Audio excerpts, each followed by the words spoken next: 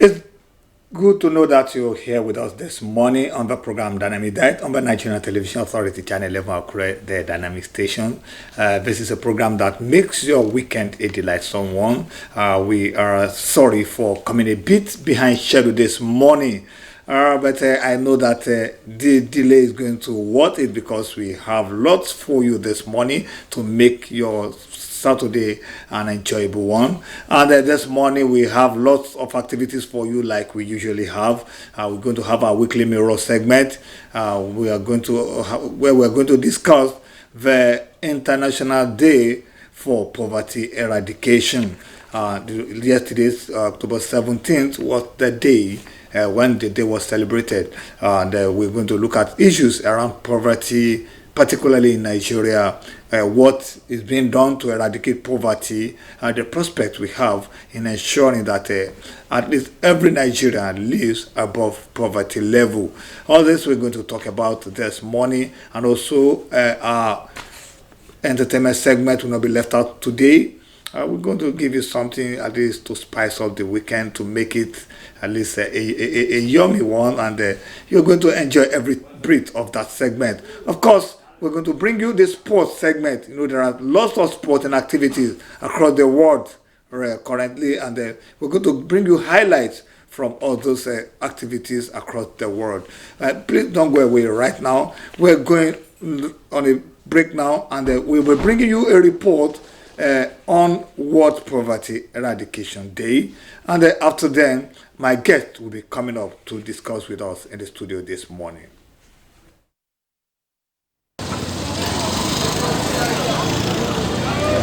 Across different regions of the world, the poverty level is becoming a concern. While it is more pronounced in developing economies like Nigeria and other parts of the world with low gross domestic product, eradicating poverty is now a global issue. Ibrahim Akwanga is in this community of beggars in Akure, with a number of them having disability challenges with no home of their own. In commemoration of the day, he is appealing for financial assistance for those who are ready to reunite with their families in the northern parts of the country. Us has his own and handwork and so on. And we should get away from here. Should go back to our normal position. I'll continue to manage what we have. With the federal and state governments initiating different empowerment schemes and grants for vulnerable households, Ondo State residents are of the view that the major components of poverty index like health, living standard, education, security, and unemployment should form the fulcrum of all empowerment policies. The federal government is actually trying, and also in government, you don't actually expect a graduate to stay at home without doing anything. So anything that is coming up online, you should try and register, and also you can from there, and also to do business. You can actually start your business. You can see I'm a core member here, and I'm also thriving. I'm not waiting for the federal government for me to be employed first. I need to do my own business. Majorly, many people just embark on hotels and filling station, which is not very good. We have a lot of things that you can embark on and that can be an employer of labor, because if you can increase your kind of ideology about business or about production, you can employ more people than just hotel or filling station. More advocacy groups like UNESCO, they further say, are needed for sustainable fight against poverty, especially in line with Goal 1 of the Sustainable Development Goals, which is end poverty in all its forms everywhere. Well, thank you very much for being with us. We have heard that report, efforts being made at eradicating poverty, particularly in Nigeria. You can see young men there, young women striving to ensure that they also at least can do something for themselves. And that is why I have brought great minds to the studio this morning to help us talk about this issue. How can we take at least a sizable number of Nigerians out of poverty level? And those men, like the usual saying that round peg in the round hole We have brought them to the studio this morning. And that is why I have, by my immediate left here, I have the chairman of the Nigerian Association of Small-Scale Industrialists, Ondo State Chapter. My guest this morning is Mr. Great Sheyi Akintunde. You're welcome to the program, Thank sir. you very much. And by my far left is the Ondo State Coordinator of the National Directorate of Employment, a federal government agency saddled with the responsibility of at least creating wealth in Nigeria. And my guest this morning is Mr. Emmanuel Adeniola. You're welcome to the program, sir. Good morning, my dear brother. Good morning, if you are at home. Well, let me start from the coordinator NDA. So we are talking about eradicating poverty. What exactly is poverty? Well, once again, my presenter, thank you. When we talk of poverty, poverty is when there is a lack minimum of standard of living, where it's difficult for a family to feed themselves, when it's difficult to have access to hospital, when it's difficult even to be sheltered or to have clothes on one's body. So that's what we call poverty. And poverty is of various ranges. We have absolute poverty, we have relative poverty, and we even have chronic poverty. Okay, the chairman, what will be your own contribution to this? Naturally, like the director said, poverty have to do with not having enough to use at a particular time. You don't have enough, or you are below natural and general standard of living. They say he's a poor person. For a man to be poor means that he didn't have sufficient of all that he needed to do, and at the end of the day, you discover suddenly that before you know it, it could lead to anything. Because naturally speaking, poverty has to do with, one, it could be health-wise. One can be poor health-wise. It can be financially. It can be mentally. So when you don't have enough mental understanding of a particular thing, you are poor in that regard. But if it comes to financial poverty, it means you don't have enough for your livelihood. You understand? Several people died in the hospital today because they don't have just little money to take care of their health. So we'll be discussing today major factors that lead to poverty, and we might be able to provide some solutions. Yeah, but that's exactly what I wanted to ask. Maybe you start with us from there. Nigeria, there was a study sometimes, Nigeria ranks very, very low when you are measuring people, countries that have lived above poverty level. Nigeria ranks very low. Let me not say where we stand particularly. But what do you think have brought us to that low level? Let me say one, education. The Christian faith will say, for faith come by hearing, and hearing by whatever you are hearing. If it is in the church, you say by the word of God. If it is in the business sector, by what you have heard. If it is in the journalism, it is the level of understanding, it is the level of which you know that will make you get out of poverty. I mean, to get out of the borderline of being poor. So education matters in whatever we are doing. And we have been shouting this for many years, that the type of education they give to us, the British handed over to Nigerian particularly, are the kind of education that will not be able to sustain us in the rich sphere. And so we need several changes in the curriculum that we have to get ourselves engaged in. Several things we started with in those days that are no longer there. There are technical things that even when you graduate from even primary school, you should be able to do some things. You finish from secondary school, you should be able to do something. Third class of being a university graduate. They are no longer there.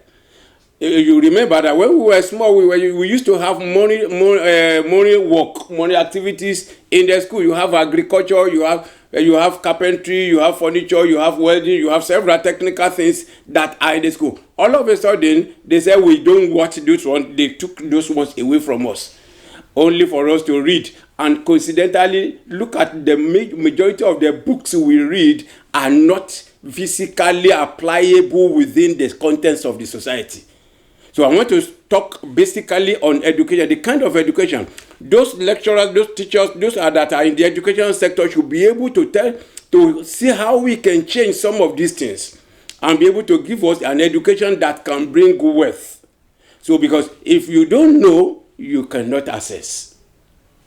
Let me come to the coordinator of NDE.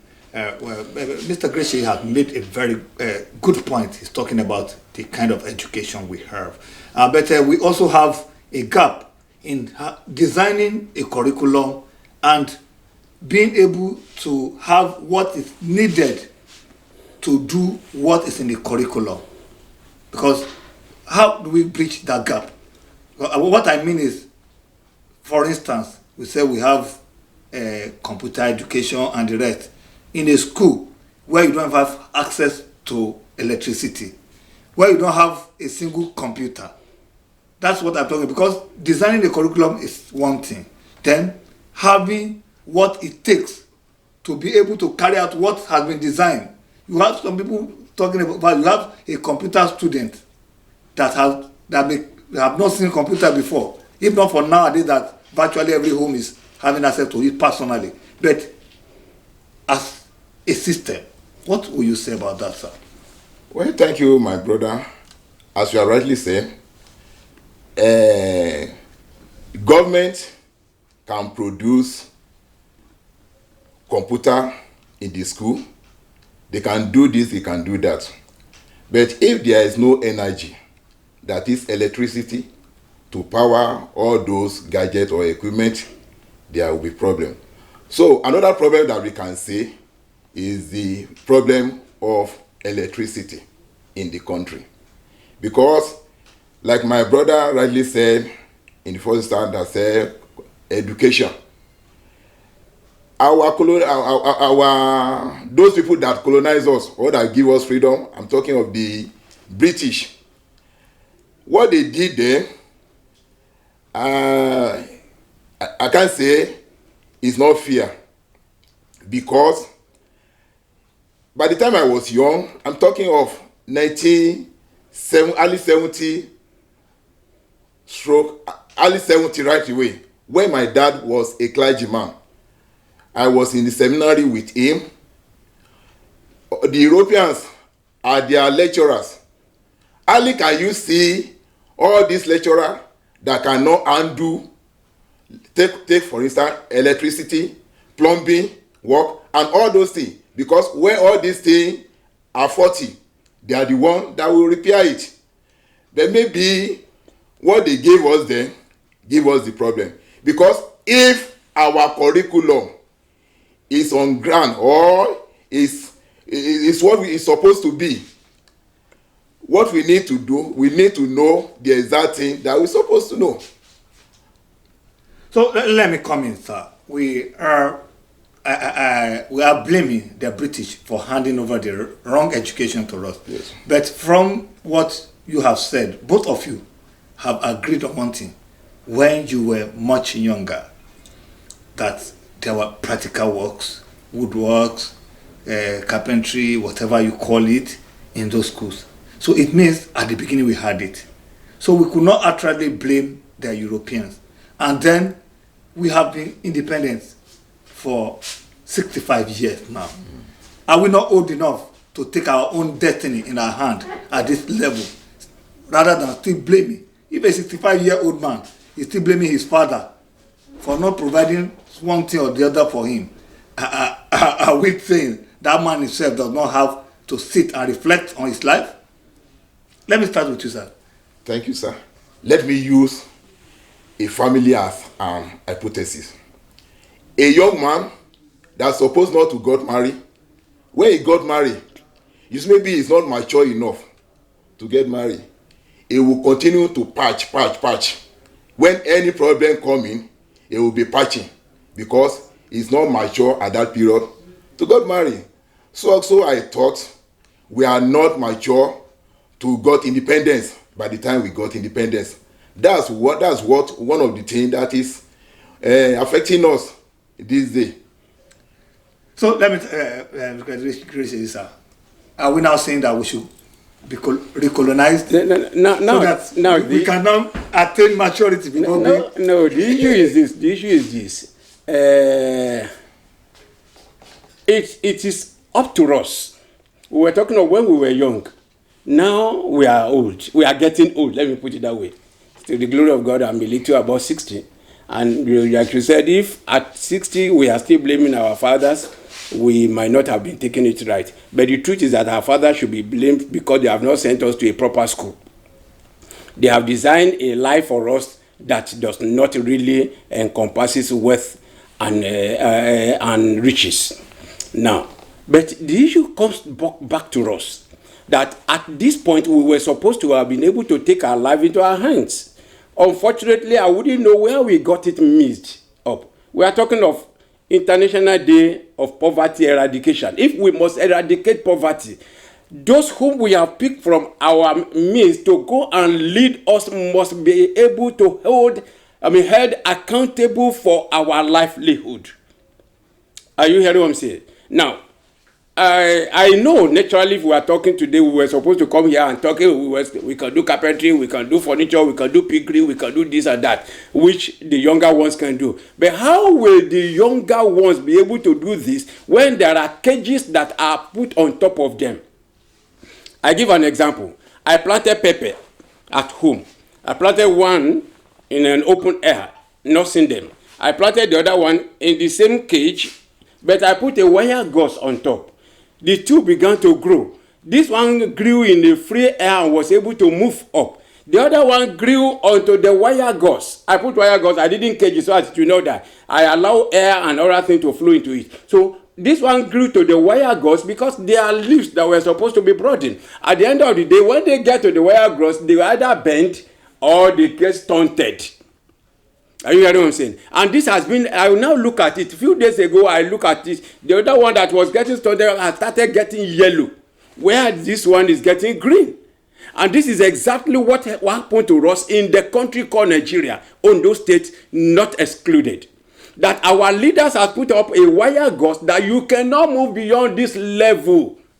Even when you are striving, we are encouraging the younger ones. I am not a civil servant. I have never done one before. I am in the private sector, and every attempt for you to move forward, you discover that you meet something up there.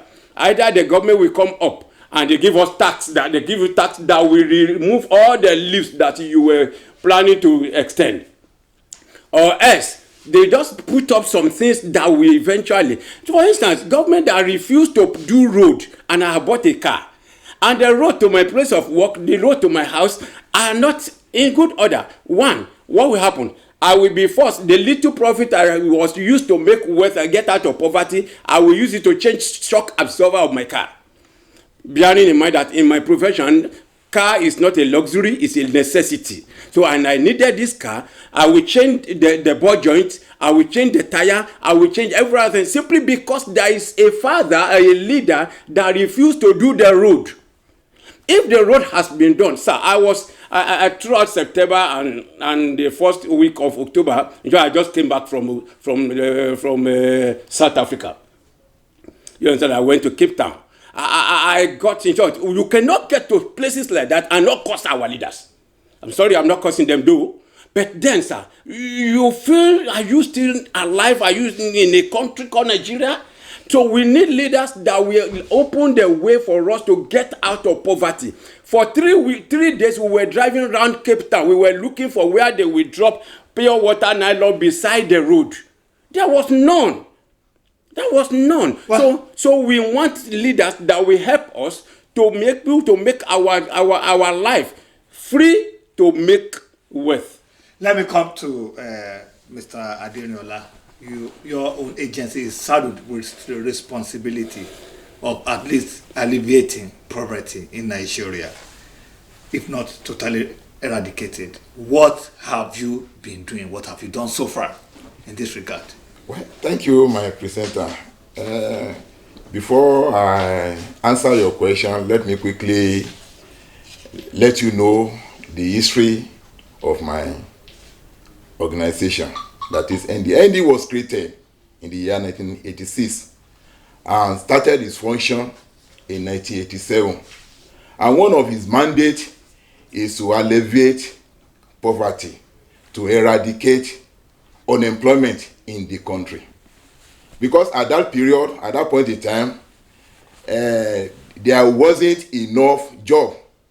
That is, I'm talking of collar job for people to get into. That is the reason why the then administration, Babangida, created NDE. And since then, a lot of poverty eradication agency have been created. But because of what we are doing, we are the only one that stand out. Because all others, they have been, what can I call it?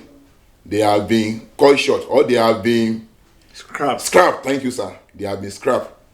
So, unemployment is one of the things that we are doing. We create employment for the unemployed youth and graduates that need employment. And we change their orientation. You see, the orientation that we get ourselves into is that if I finish my higher institution, I will get a white-collar job. No. White-collar job is not it. What is it? It's skill acquisition. When you have a skill acquisition, I'm talking of marketable skill. When you have this, you will not even think of getting any job.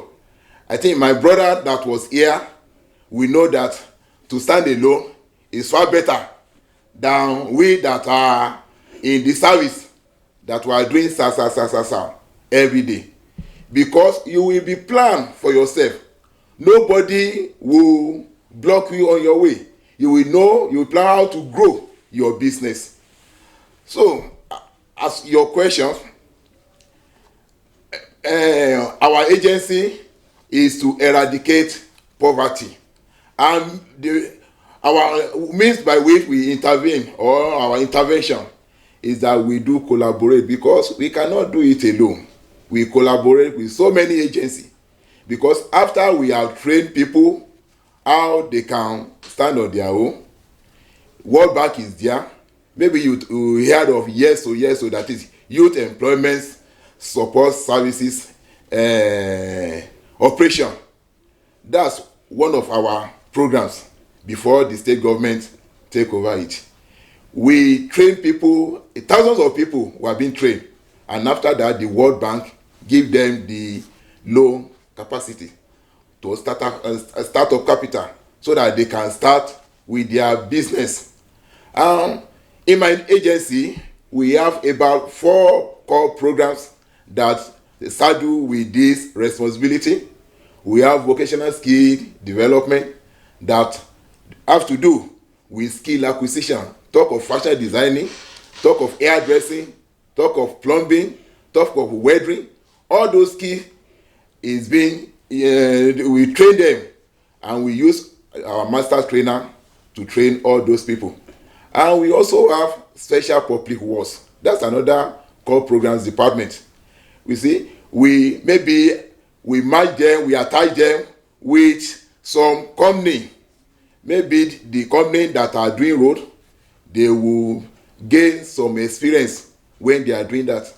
And after the attachment, we will give them some loan so that they can start on their own. Even we have graduate attachment programs. That is, for graduate, we attach them to their various field.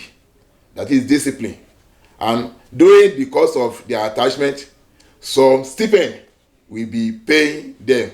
And at the end, if it is serious type, at the end of that attachment, such a graduate can stand on their own. Even some of them are lucky to be given employment in that field. We also have small scale enterprises, that is SSC, which my brother do for him. That is, in this Akure, if you are talking of a man bake bread, is one of our trainers. He started with us in 87, and up to now, he still proudly, he still make use of us to proud that he is one of our trainers, because even now he is collaborating with the ITF, that is International Trust Fund, Industrial Training Fund. Thank you. So he's partnered with them because they give to him some trainees to train them. And the last one is REP, which we can call, layman called Agric, that is Rural Employment Promotion. We train people who have interest to fall into agriculture. We can train them on poultry, we train them on goat rearing, we train them on pig rearing. Talk of any agricultural kind of business, we train them. That after the training, we resettle them. You see, there is a program that we are running right away. We do the first phase last year, so this year, that is Renew Hope Employment Initiative. It is a program of our president, that is His Excellency Tinubu. At that period, about 93,000 plus were given startup capital to start with. The second phase, we started by September 9, and it will end by December 8 this year. You see, about 441 people graduate and non-graduate register, because our program is registration online. They register for this program, but because of the limited resources, the limited resources that we have at hand, we can only accommodate about 41,000 people to train with. The training is still ongoing. At the end, we will also resettle all those people. Thank you very much. Let me come to the chairman, Nigerian Association of Small Scale Industrialists in Ondo State. I know you've been doing so great job, at least in mentoring the young ones.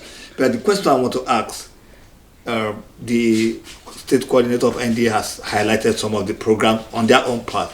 But let me ask, do you think we are doing enough? And if no, or if yes, what can we still do more? Yes, thank you very much. We are doing something. Like the NDA man said, NDA is, for many years, they have been very active in this field. ITF has been very active in this field. Many of my members have benefited from them, and several other agencies. And we've been ensuring that we also facilitate funds for them. You understand? We went as far as the World Bank the other time, like he was saying. We were able to get about 12.2 million naira for about 38 people among our members. Basically, we deal with the industrialists, those that have gotten industries, and those that have the intention to have industries. So those are those whom we deal actually with, and we enhance them. This 12.2 million was a grant from the World Bank, collaboration with the federal government of Nigeria, and about 38 people took it from our table. The other time we were with the Central Bank of Nigeria. You understand that they have a program that they put in the post office. Almost 87 people benefited from it. And at the end of that, from my table rather, at the end of the day, they are all there. We have taken them outside the country once in a while, and at the end of the day, many people are benefiting from NASI. And that's why, like I was sharing with you that I am the outgoing chairman of NASI.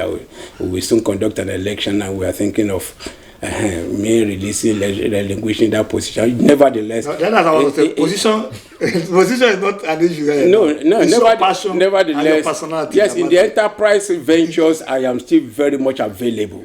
And that's why I have decided that let me see what is obtainable with our peers outside the country. Like I told you, I was in South Africa, and I'm trusting God I may be in Canada in early January and be able to move and see what are people doing there that we can replicate in Ondo, particularly, and Nigeria at large. You understand? But we still have this to say. Like you said, are we doing enough? Absolutely no. No, because, number one, on a daily basis, we give birth to children. On a yearly basis, we graduate students from the universities. And we wonder what we are asking them to go and do if we cannot provide enough platform for them to be able to thrive. So government must be called to order on this matter. Sir, I don't know how to put it, I will not offend some people, but the truth is that we need more things to be done, particularly in Ondo State. The Ondo State government need more to do. Nigerian government need more to do. They have been doing, I cannot say they have not been doing, but we need more. We need several other programs that will enhance the people, that will put them on a financial platform that will make them to be able to get out of poverty. You understand now? Poverty, like I said, is relative. Yes, a poor man in Lagos may not be a poor man in Akure.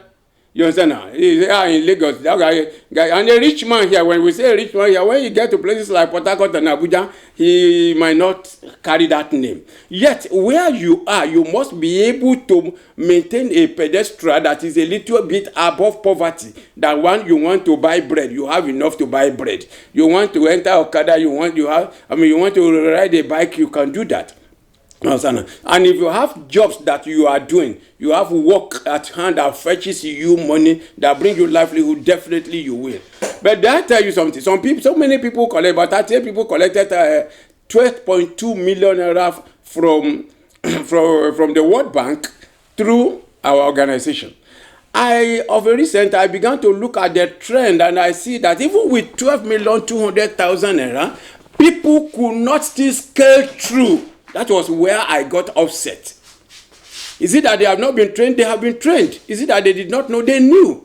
Is it that they didn't know the job? They know the job. But several factors that were supposed to have been held, that was supposed to have been taken care of by government, were being taken care of by themselves. They will provide electricity through diesel and petroleum. They will provide water. They provide every other thing that they were supposed to have been given that will make their journey to riches and wealth to be smooth. Now, after providing for all of these things, the school fees is higher than imagined.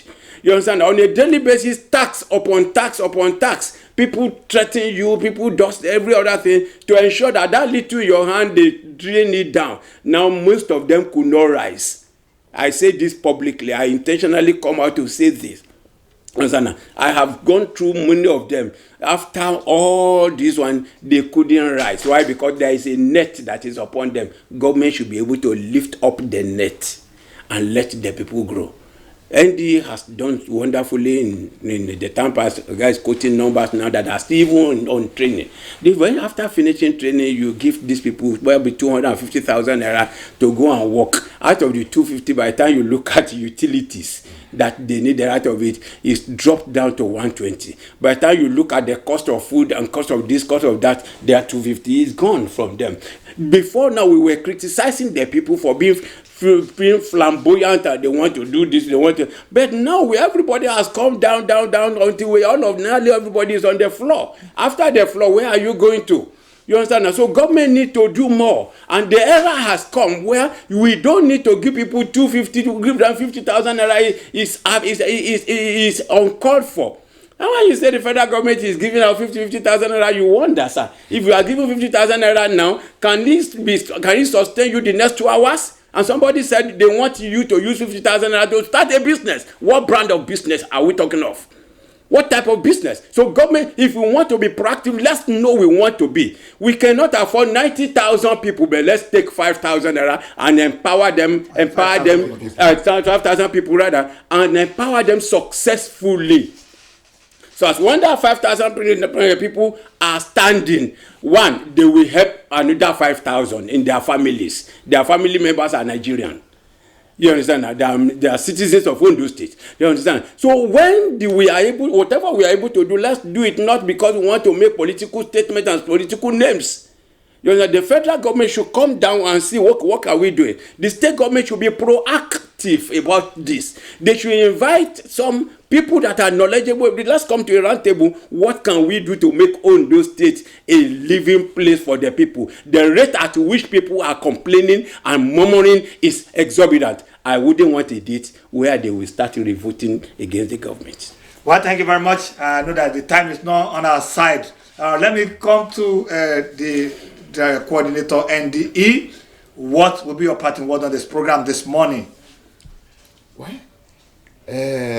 what I would just say to buttress what my brothers have rightly said is that any money that we collected, that is, I'm talking of the participant, they should make use of it efficiently. Because in the past, what did not allow all the work that we are doing to come out is that all those money are getting to the wrong hands. When we talk of a farmer, those that will collect the money, they are those that are working in the office for a farmer. And even those that collect the money, instead of them use the money efficiently, they will divert it to another thing. So I'm employing the Nigerian to change our mindset so that our great Nigeria or our great state can be moved forward. And to the my parting words are just three. Number one, let us learn to read. Knowledge anywhere in the world will pay off. I'm sorry to say this, though I'm on air. In the last 4 or 5 years, I sleep as early as possible and I wake up on or before 12 a.m. And I sleep again between 4 and 4:30. I must read between 12. If you want to call, if you call me by 9 o'clock, I won't pick. But call me by 1, 2 o'clock in the dead of the night, I will pick because I'll be studying. You need education. At any level, we need education. Number two, the people hearing me today, sir, ma, whatever you can offer the people is what they will use in paying you that will take you out of poverty. So you must have service.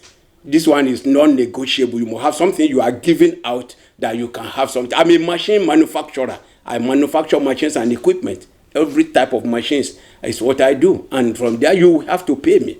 You understand? And the third thing I want to say is that our government should be proactive. They should have a deliberate heart. That after all, most of these governors, commissioners, and ministers were people that were taken from among us. Some of them were from villages. They know what poverty meant when they were young. Then why do they get to positions in Nigeria and now suddenly become assistant Jehovah? And they from billion to trillion, from some of them haven't gotten trillion, now want to get quadrillion of naira. For waiting now, how many years we won't spend the thing? Please have mercy on the masses. Let us do what the people will enjoy and live their life. Thank you. Well, thank you very much for being my guest this morning, Mr. Nta Akure, the State Chairman, NASI in Ondo State. Thank you for being my guest. And also to the NDA Coordinator in Ondo State, Mr. Emmanuel Adenola. Thank you for being my guest. And I hope when I invite you next, you oblige my invitation. Thank you. Well, this is how we can go on the Weekly Mirror segment of Dynamic Diet. But right now, the entertainment segment continues. Please don't go away.